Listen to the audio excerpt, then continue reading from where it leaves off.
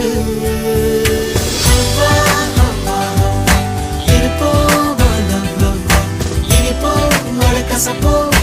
Enjoy பண்ணலாமா?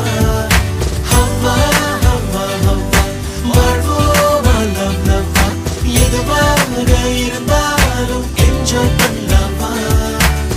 ஒன்னால காக்கி சட்ட கலர் ஆச்சு. போலீஸும் திருடனாக மாறியாச்சு.